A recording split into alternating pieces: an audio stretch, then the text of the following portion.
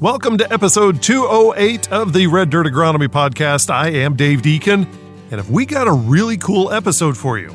If you've made your way into Stillwater, Oklahoma from the west on Highway 51 over the past year, you probably have noticed some activity at the old swine facility and wondered, wonder what's going on there. Well, today you're in luck. We sat down with Linda Carrier and Matt Bairtrack with Oklahoma State University's new student farm to explain what they're doing there and what the future of the old swine farm holds. I think you'll be pretty impressed what they're doing with the front 5 acres. As always, we start with a quick trip around the table for an introduction to the dream team of dirt and everything that grows from it. Let's start with Oklahoma State University Extension Cropping System Specialist. Surprised we didn't get the anhydrous this morning. Like that's no, Dave, you're done. Did somebody say anhydrous? Dr. Josh Lofton. And next to him is Oklahoma State University Extension Precision Nutrient Management Specialist. Can you kind of give what vision you've seen or heard from at least the administrators when it comes to the facility that you're at, both on the vegetable processing side and just the infrastructure and what goes on with that area? Dr. Brian Arnell. The doctors really do enjoy hearing from you and answering your questions, so if you have one about soil or crop production, jump over to reddirtagronomy.com and leave your question there, or send us an email directly and we'll discuss your question on an upcoming podcast. Now let's kick things off with an update on crops around Oklahoma. And with that, we hear from Oklahoma State University's Dr. Josh Lofton. And as you listen to the golden tones of Josh Lofton, remember, this was recorded on September 5th, 2023, and the update reflects that. You are listening to the Red Dirt Agronomy Podcast. David's hot. And dry. I don't know if you were familiar with this, Dave, but it's pretty hot and dry. And that's really pushing us pushing a lot of things in the wrong direction. Mm-hmm. We've heard a lot of growers come to various meetings and kind of talk about, the biggest thing right now that we're really worried about is our soybean. Yeah. Corn, a lot of the corn's kind of getting towards the back end or has already been put in the bin. Cotton is loving life right now as long as it's got a little bit of moisture. Grain sorghum's kind of getting towards the back end, but it's the soybean that still has a lot of potential growth to it, and it is walking backwards. And that's especially from Stillwater I-35 West, where they kind of got off the water a little earlier. It's a little worse for wear, and we're going to need cool temperatures now at this point, but we're also going to need some moisture, and that's kind of where we're at. And Brian, especially when we're getting into, we passed Labor Day, so I guarantee seeing a lot of wheat going in the ground in these really hot soils. Yep. With not a whole lot of moisture, and that's something that has to be talked about a lot. Is it's about that time. Some of these growers plant soil in these hot soils or plant wheat in these hot soils all the time. We're really hot for September, and we're really dry. Yeah. So I'm worried the rigs I saw running over the weekend when we had a little cool off. It was only mid-90s. Dry soil, they were kicking up so much dust, working that ground. I mean, the fields that I watched had already been worked 4 times since the last rain. So we've got hot, we've got dry. They put in hydrocin in front of the wheat same day. So we're talking a lot of variables that could result in some poor stands for that hot, dry, getting the heat tolerance and the coleoptile up through that. Just getting it germinated. I mean, right now at this point we're dusting it in, which dusting in throughout the Southwest isn't anything new, and so they handled that well. Well, yeah, and right now there's three-day average 4-inch soil temperatures in the 70s and 80s, and with those high temperatures, it's still not the prime planting season for wheat, especially without the moisture. We'd definitely like to see it cool off and get some soil moisture in. One aspect of what is happening right now for the wheat side, especially those that are going to delay planting, is your soil sampling. One thing that we've done recently, and we're going to share more, I should have a blog coming out about it, is how you handle the soil samples after collection. One, in this kind of temperature, do not put it in a Ziploc baggie. That is the worst thing you can possibly do, is put it in a Ziploc baggie. 2, don't leave that bag. If you use a soil testing bag, it's a little bit better, the one from Swaffle. Don't leave it in your pickup. over day. Put it in someplace cool. If you're using one of the commercial bags, so that'd be those paper bags that are wax resin lined, Right.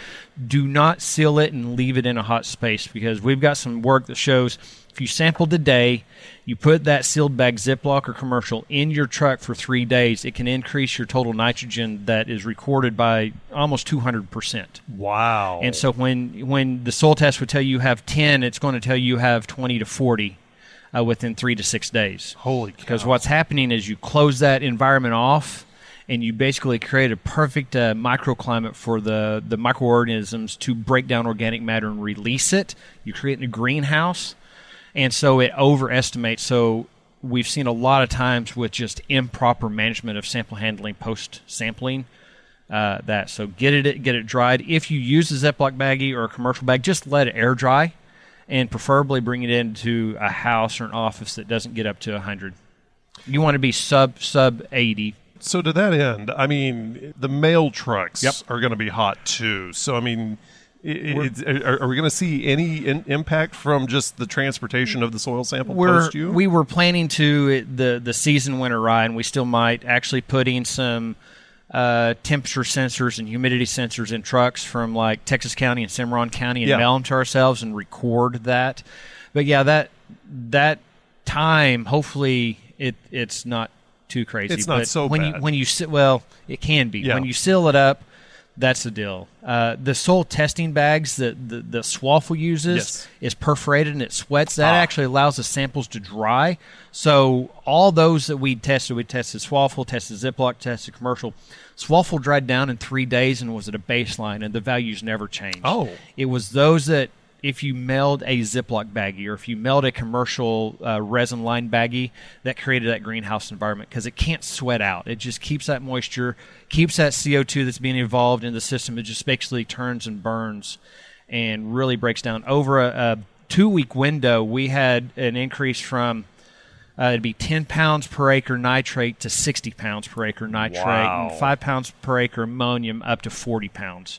And so we saw what we would have told was about a 10 to 12 pound total up to about 100 pounds total. What type of air temperature are we looking at whenever that's really is it whenever the outside temperature is 100? The office sample, so we had a set of samples in a van, and actually it's cool because you can see the front.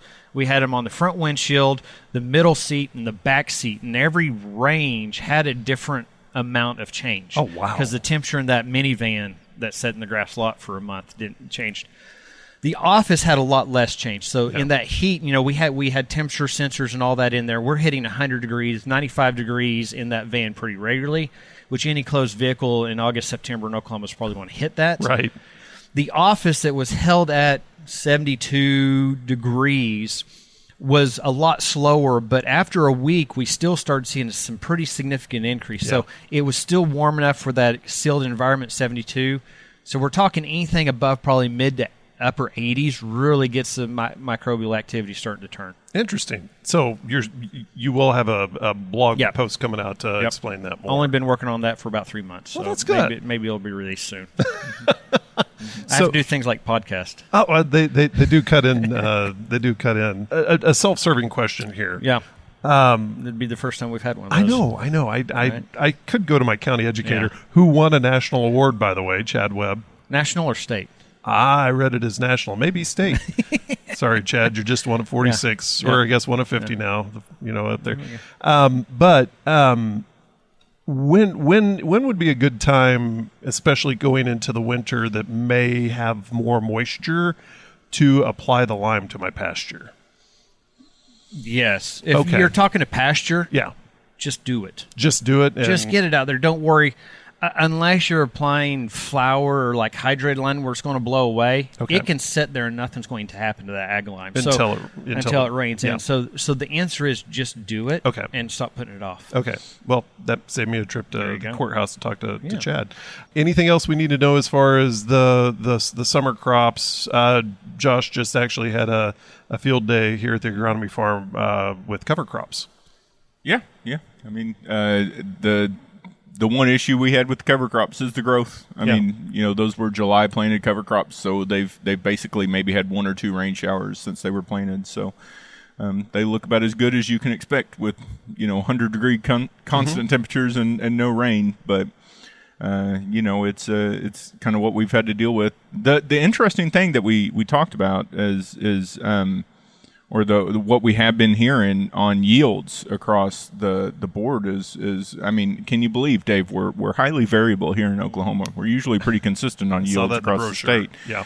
But no, we're having some tip dieback on corn. Once corn's starting to be pulled out of the ground, and we're starting to see the good looking ears, but the tip dieback's pretty extreme. So we're seeing a lot lower yields in some of our higher yield potential areas.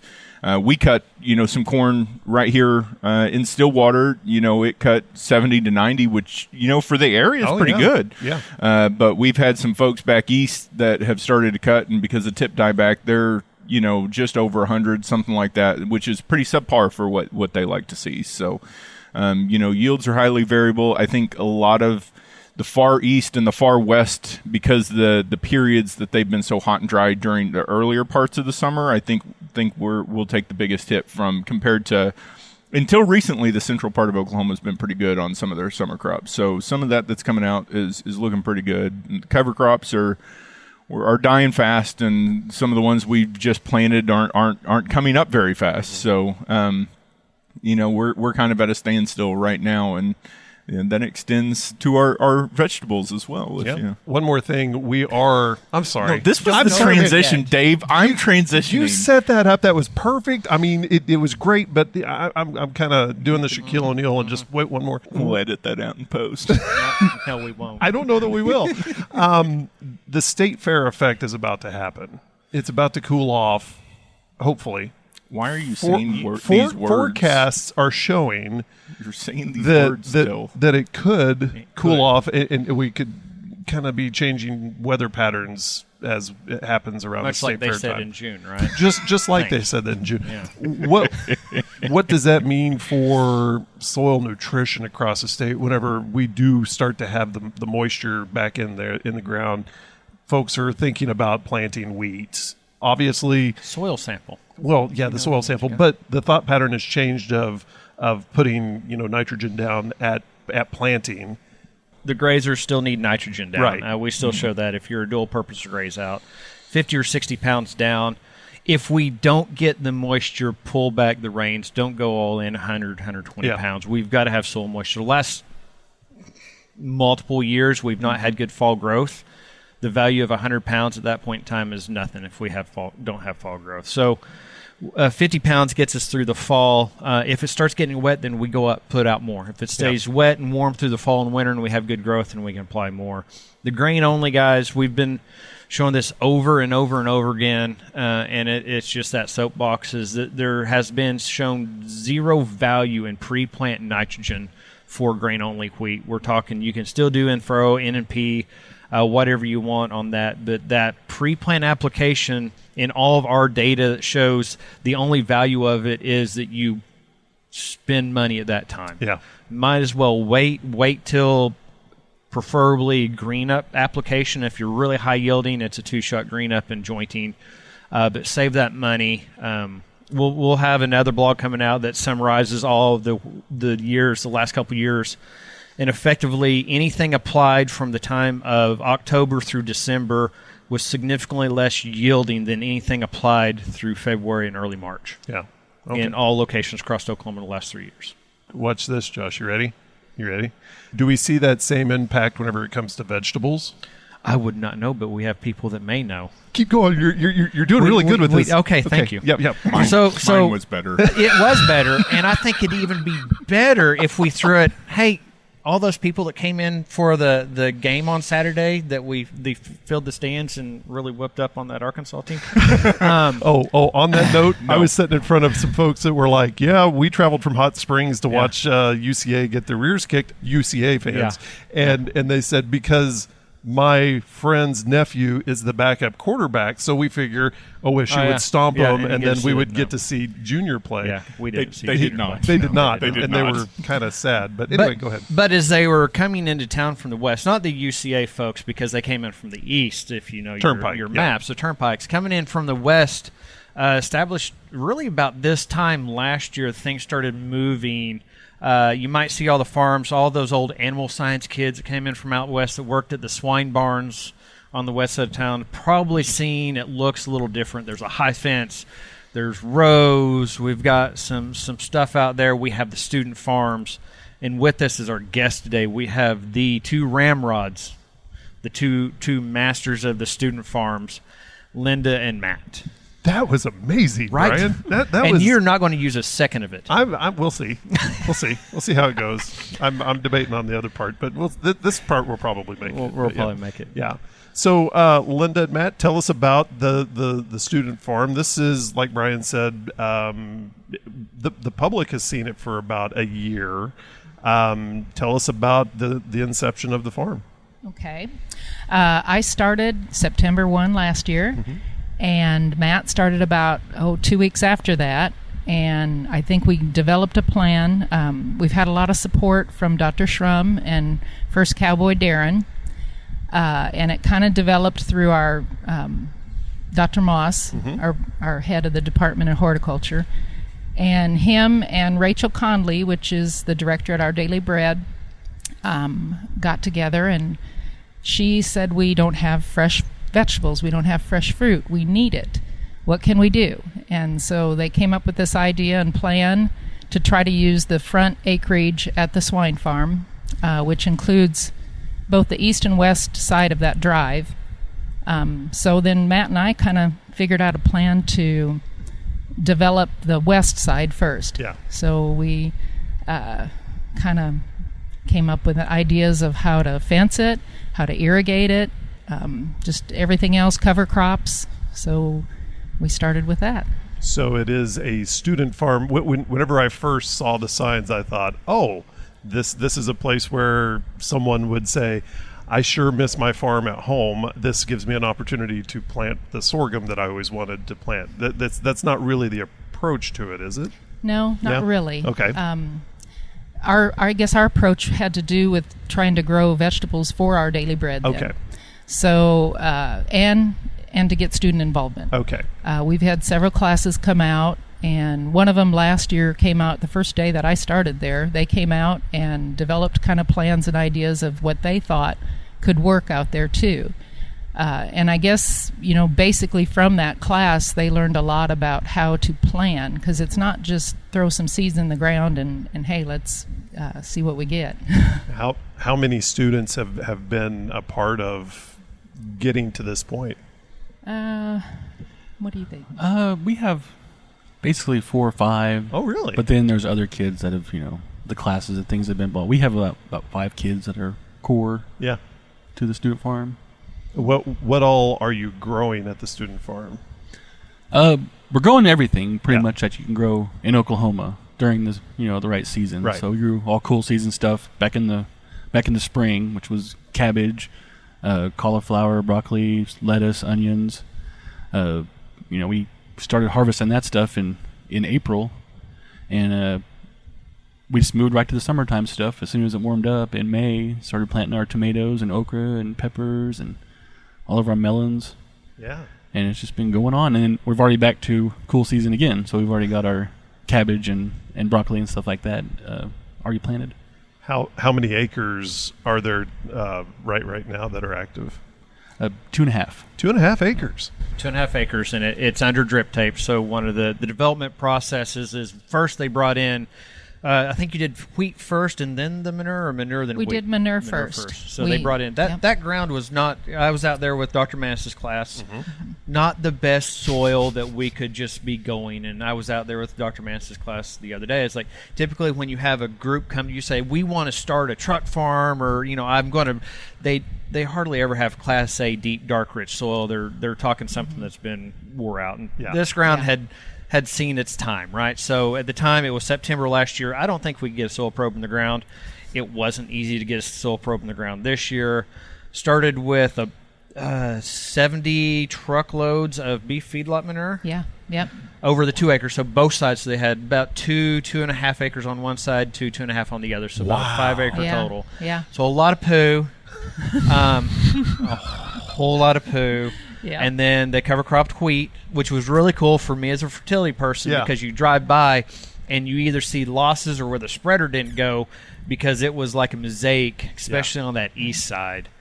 And then they brought in the water, and they're on 10-foot, right? Drip, 10-foot 10-foot sections. They're bedded up, plasticulture on the most part of it. And so really watching through the inception, getting that fence up, I think, was critical. Yes, definitely. A lot of deer. Bottom. Oh, yeah. It's a handy feed plot there. Talk a little bit about what you've been able to deliver as far as totals and types to Our Daily Bread and how they're, how not only what you're delivering, but how is it impacting Our Daily Bread? And Okay. To date, we are at about 43,000 pounds of vegetables that have been delivered to Our Daily Bread. And if you put a cash value on that, it's over $70,000. So the impact to Our Daily Bread has just been huge. They used to have to limit their customers, if they got any fresh produce at all, they could have one. And now they're able to let them take bags full of produce, where in the past they were not able to have but maybe one fresh produce. And the produce that they were getting was end of life. Can you talk about that a little bit? Exactly. Yeah, because they do a recovery from the grocery stores. So as Walmart, Sprouts, Aldi, all those stores get to the end of the line on what they've got out, that's what Our Daily Bread was getting. So a lot of that produce was not any good by the time it got to Our Daily Bread, and most of it had to be composted. So it wasn't good. What have been some of the popular vegetables and foods that you've brought in, and some that you thought might be popular that may not have been? Broccoli was pretty popular. Yeah, broccoli was probably number one because people know what to do with it. And then cabbage we thought would be a big hit because the storage life on it's really good, and we thought, well, we'll do cabbage, but a lot of people didn't really know what to do with it. And we had a lot of cabbage. So sweet corn was, I guess the sweet corn we did two plantings of sweet corn, an earlier one and then a mid-season one, and we had planned on doing one this fall, but it was hot and dry, and our tiller was in the shop, and so we couldn't get ground ready for the third planting. But that went over. They said the sweet corn we took them, which the last time we took them 1,000 ears roughly, and it was gone in 2.5 days. Whenever you are selecting the vegetables to plant, you have your core that you're going to plant every year. Mm-hmm. Are you looking to expand that out to things that folks may not be used to, like eggplant or something else that kind of broaden the horizons a little bit? Yeah, we are. When we first started, we did have a survey that Our Daily Bread took. So they, of course, all the summertime stuff is number ones, tomatoes, peppers, and all that. But I think in the future, we're going to get more root crops and probably eggplants, things like that. Stuff that you don't. It's not probably the norm, but since we can deliver it now, we can deliver it in spades. So I think we're going to branch out, especially when we get that east side going. Yeah. You guys started on the west side, and you got the whole other east side. What's the plan for that? And do you have enough? Do you think the demand is going to continue to increase now that people know that they can come in and get a lot more fresh produce, or is there going to have to be an alternate route? I mean, because you guys are taking a lot of vegetables there already. Is there going to have to be an alternate if you do open up that complete east side, or is it going to be a rotation? What's the plan for that? We've thought about it both ways, but I think we're going to take full advantage of both sides. The east side, we're going to kind of rotate and move all of our cool season crops to there starting next spring, and then move this, on to the summer crops. And then the west side next year will be kind of our finish up crops, probably of other things. But so we'll we hope to use both sides. And for that matter, what you're talking about, Our Daily Bread isn't just Stillwater. It's the whole county. So they have a mobile market that goes to Ripley, Glencoe, Perkins, Cushing, all the smaller towns within Stillwater that, those people, if they can't make it to Stillwater, they're able to get fresh produce and other, food from Our Daily Bread. but and also Pete's Pantry on campus. Mm-hmm. So Lincoln Academy as well. So several different locations that serve the whole county of Payne County. Now, if we get to the point where we're producing more than they can handle, they've talked about going out to the regional food bank, and possibly some of our produce would end up, going more regional. So you have talked about, so we talked a lot about vegetables. They've talked about vegetables, and they talked about fruit. So Right. is there a plan to go the next level and get into, you get a lot of fence line, maybe some blackberry, what's the next step from a fruit perspective? Is there going to be something pretty substantial going that direction? Possibly. We haven't talked about it too much. I think strawberries is one of the biggest issues because that was one of the demands at Our Daily Bread was strawberries. And so we would probably incorporate some of them, maybe not until next fall.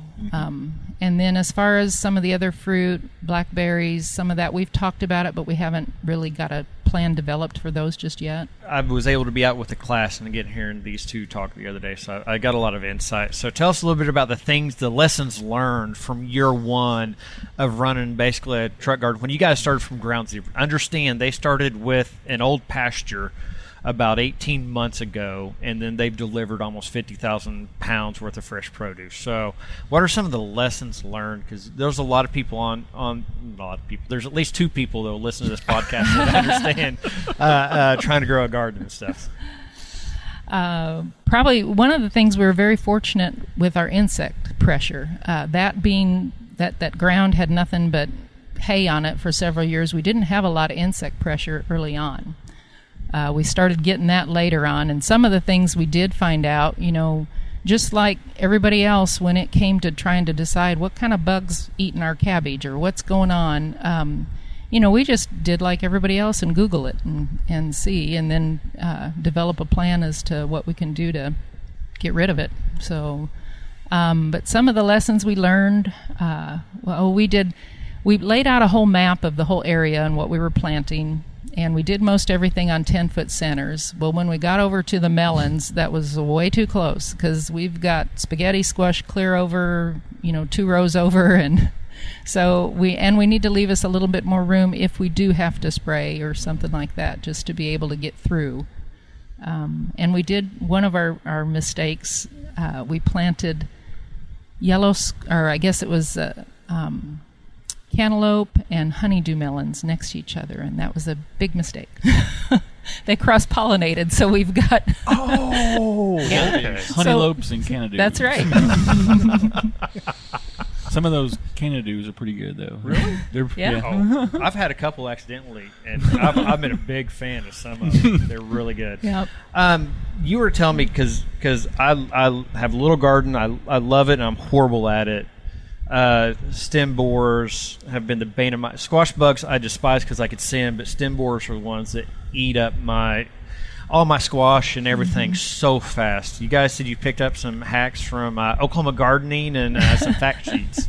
Yeah, on our we usually don't worry so much about squash bugs, so we can usually handle those, and they're not such a nuisance as the vine borer. The vine borer is what I think most people think.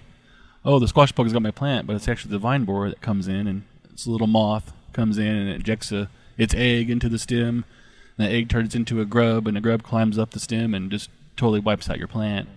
Well, last year, I guess before I came here and work, I was working at a food bank in the city, doing basically the same thing, and there was a couple of guys that had like a soil store, so it was a store, and they had videos on YouTube where they were injecting BT into the stems of the squash, and they would have updates. They do their zucchini and all that. So we try that. And it was already too late in the season last year to try it, but this year we said, well, look, we're going to give that a shot, and we still, we probably harvested over 100 yellow squash this morning. Wow. Yeah. Our zucchini went down, but Almost 200. yeah, zucchini, it's got a lot of it'll get mildews and stuff like that. So it ran its course and died, but we still have yellow squash coming out of our ears. We probably should have done this like 20 minutes ago, but how about a little bit about each of our guests here, because we really haven't. I'd like to know, how they ended up coming into this position. I've known Linda for a couple days, but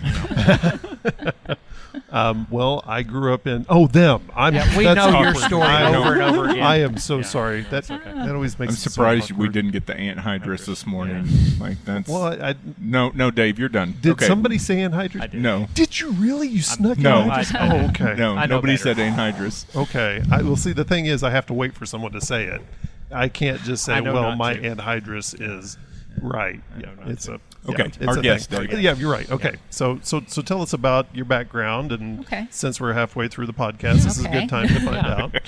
All right. Well, I grew up on a farm in southern Minnesota, and we had livestock and row crops, and from there I ended up making my way to Oklahoma, warmer weather. I finished school at OSU, and I actually worked doing reproduction embryo transfer in cattle for 10 years before I came to OSU, and got hired on in the horticulture department. Dr. Lynn Brandenberger and Dr. Brian Kahn were my bosses, great bosses. And so I started on the vegetable world and loved it, and did a lot of research for about really 20 years is what I did for vegetable research. And then prior to coming on to the Student Farm a year ago, I was at the Botanic Gardens for a couple years as the garden manager there. So that gave me a new perspective in the ornamental world. So, but I'm glad to be working with vegetable crops again. I feel much more comfortable and a little more knowledgeable in that area. So, I'm originally from Fairfax, Oklahoma. It's just right up the road. When I was 18, I came here and graduated. My graduate high school, I came here. The only school I ever applied to. I didn't know what I wanted to do. I looked up forestry and was like, oh, forestry. I'd probably be good at that, Yeah. I got in there and I stayed with forestry for like 5 years and never graduated, I was like, okay, this isn't working out. So I left that and ended up getting with my wife now. And it was like probably a year after I left school, I decided, man, I should have been a horticulturalist. Yeah. And then I waited about 10 years to come back, so I was like 35 when I finally came back. I was like, I was a backyard gardener, and I thought, man, I've done this enough to where I want to take it to another level, like not just my own little farm, but something else, and I thought, well, the only way to do that is to go probably back to OSU. And it was funny because I always tell people, like 2010, 2012, we were sitting around, I was doing my spring garden, my kitchen table, and my wife, I don't know if I was complaining or what, but she just said, why can't you do this for a living? I said, that would be the goal, but I don't know how to make it work, and I said, you know what I'd really like to do? I'd really like to be able to get paid to be a gardener, grow vegetables, and give those vegetables away for free. And it's like, that seems like what's right is right, and then I thought, well, I need to go back to OSU, and I'm going to find the experts in vegetables. And I ran into her and Dr. Brandenberger, and Dr. Brandenberger was a guest lecturer in like the first class in the January class, and one of the first things he said was, why grow something if you can't eat it? And I was like, I've been saying that for like 10 years.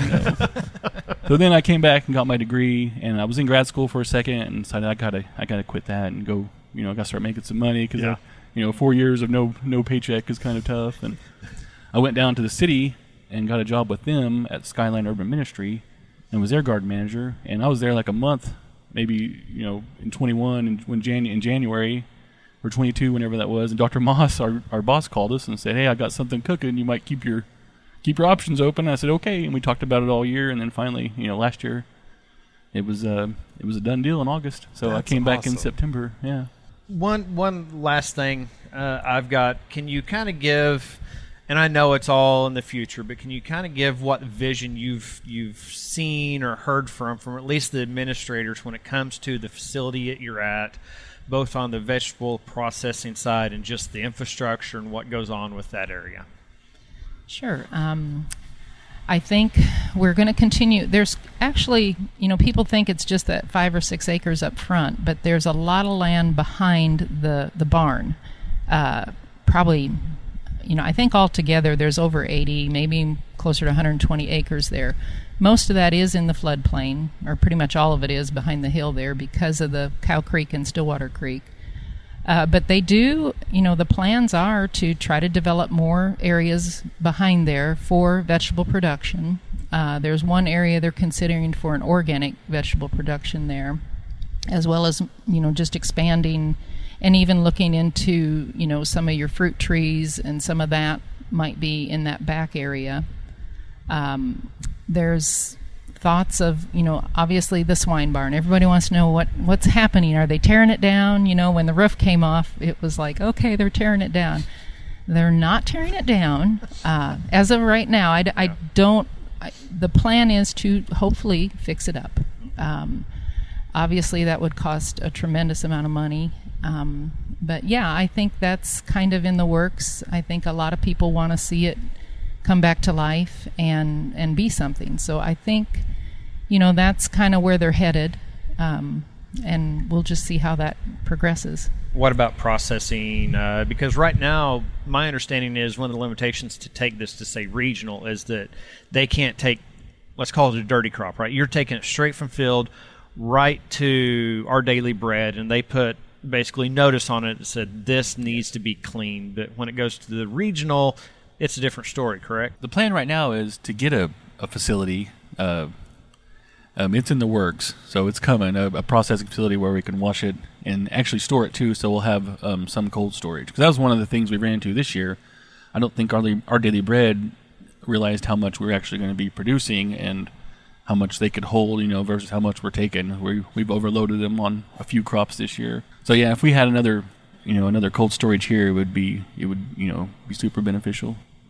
It's amazing what someone can do with a 2.5 acre area. I mean, my grandpa had he had probably about an acre garden, and as a kid I remember, wow, we have tomatoes for days and months and years, and to scale that up, even more, and not that my grandpa didn't know what he was doing, but you have someone with your background that can actually plan out, the most effective way to get the most bang for the soil buck. It's amazing what has occurred in just 1 year, and what the future holds for that. So go back to Brian said earlier about your challenges.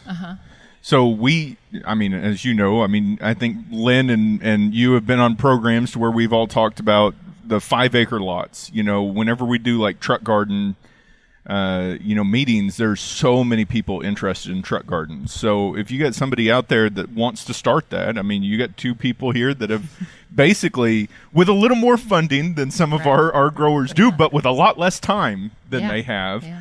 So how do you go about that? What would you recommend in going through the process of starting from a pasture, turning it into a truck garden that, heck, I think anybody would love to have that much produce coming off of a 2.5 acre patch. So, what would your recommendation be to somebody that's wanting to start it? A lot of planning, a lot of coordinating how to work your plants and your rows and going across, irrigation, deer fencing. All of that was a huge something to figure out. So when we had that done, we planned our deer fencing, and we did it all ourselves, and trying to get our posts in the ground last year when it was so dry was a nightmare trying to get them in. But finally we irrigated it. We irrigated the row with a drip tape just to get some moisture in the ground so we could get our posts in the ground. But it took a lot of planning, a lot of time to figure out what crops went where and how to do that. Start small, and know where you're going with it, what you want to grow and where you're gonna take it. You're gonna sell it. What are you gonna do with it? So that's just lots of planning. And we talked earlier because we do the pumpkins for the agronomy club. That water and plastic was a game changer, and so somebody going out and weed control, also helping to manage the moisture underneath and on all those kind of things is it's worth the investment. Yes. Well, and equipment needs, that's a huge cost on anybody that's thinking about doing this. You've got to have a tractor, a tiller. In our case, we've got a bed layer mulch shaper that makes our raised beds and puts a drip tape down, as well as plastic if you want to do plastic. The other equipment needs we had were the transplanter. That was huge because that saved us a tremendous amount of time. We started all our transplants from seedlings at Greenhouse Learning Center, and then when we went to transplant them, we were able to, last spring when we did that, we had about 5,000, I think we ended up with maybe about 7,000 transplants of cool season crops, and we planted one afternoon, I think over 3,000 plants in, just a few hours time. So it definitely is, if you're thinking a bigger garden, that definitely is a way to go. But you said you even could do seed with that too. Oh yeah, that transplanter worked great. Then when we got over to doing the melons and that, we had the plastic laid, and the transplanter drops. It's got kind of a funnel-shaped end to it that circulates and adds water at the same time, and it punctures the plastic, so you can drop a seed in, and and kids sit on the back of it. We had our students sitting on the back of it, and they drop the seed in, cover it up, and have a nice straight row and nice spacing, everything. So it worked really well. So you've talked a lot about the students and the involvement from the OSU students. Is this accessible to the public, just the general public? Can they come out and see what's going on, or is it primarily through OSU channels? If you want to come out and see what we've got going on, we've had people come out and take a look, and if we're usually there, right, so right. We'll kind of let them look around and see and a lot of people have questions, garden questions, this and that, and but as far as now, like volunteering, that's maybe another area of questions.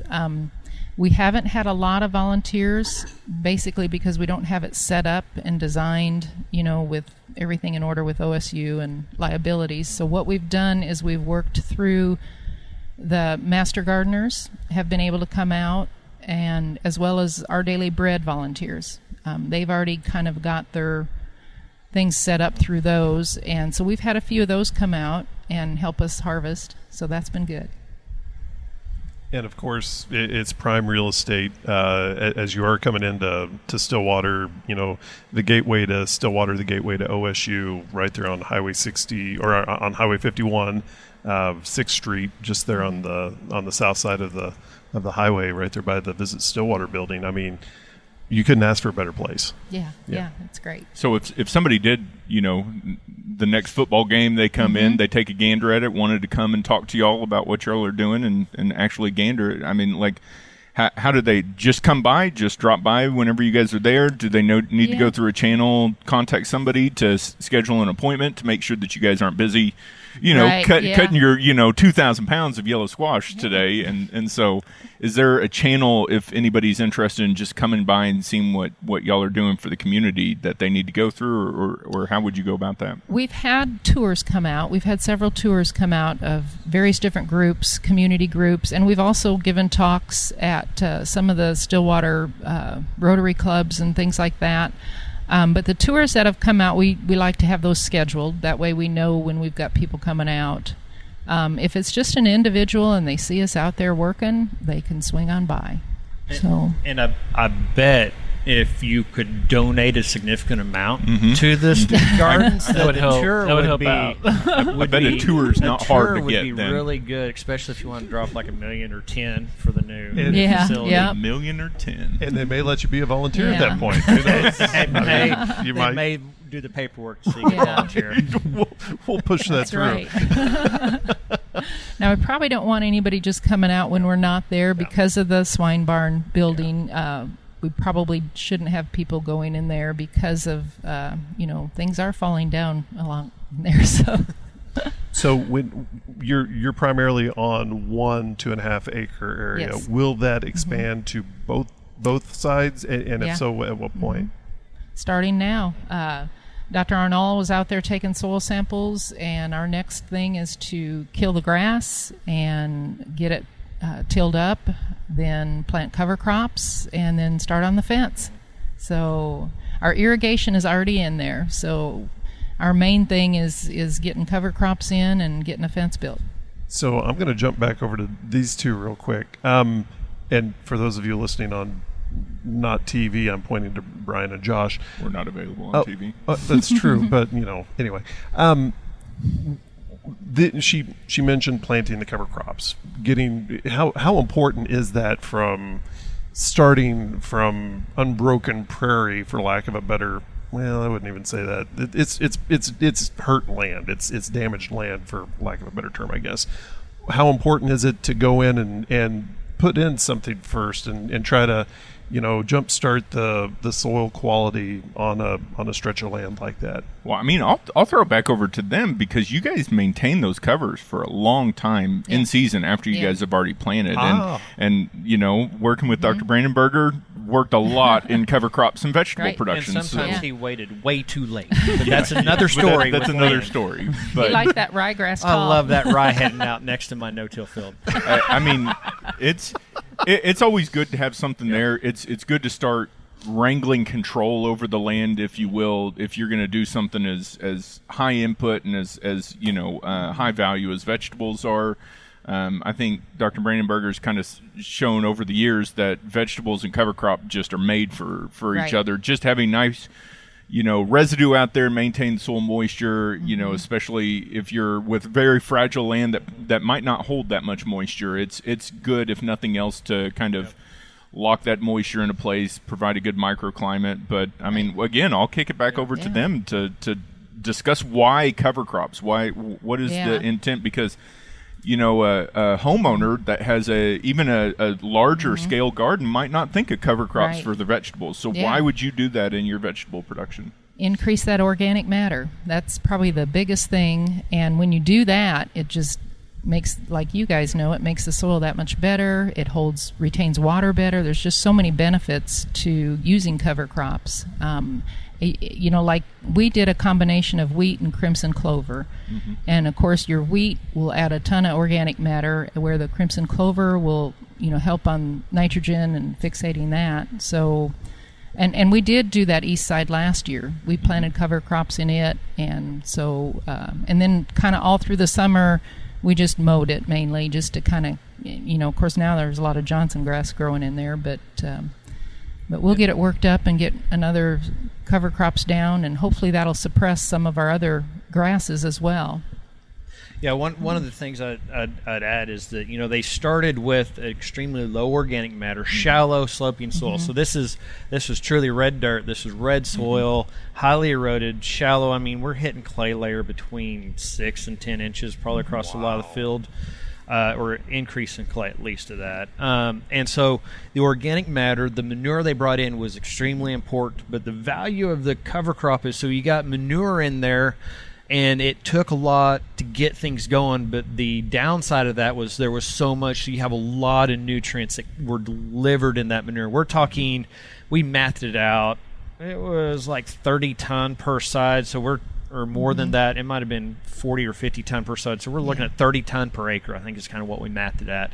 That's a significant amount of nutrients. With the cover crops, at least in there, you're cycling the nutrients and you're not adding more. So if you're to go back with more manure, now you're putting on more phosphorus, putting on more nitrogen, more potassium. And so at least with the covers, you're cycling it, not adding it. Because at some point you'll need to add more.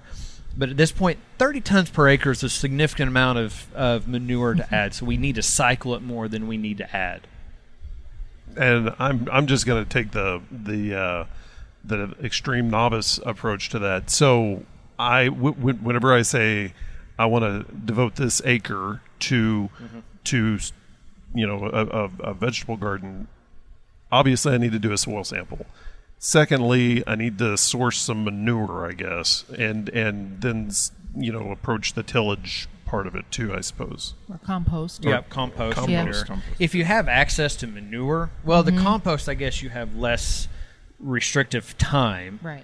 If you have access to manure, so there's a time when you can do that, and Linda and Matt should probably talk on that. Manure is just as good as compost. We need to understand that a manure is not worse than a compost, except for some of the biological things we have to worry about as far as disease and residual. Yeah. Right. And same thing as people are talking about, well, we might need to compost the cover crop. No, don't compost the cover crop. Just work it in. It's just as good. Compost it, yeah.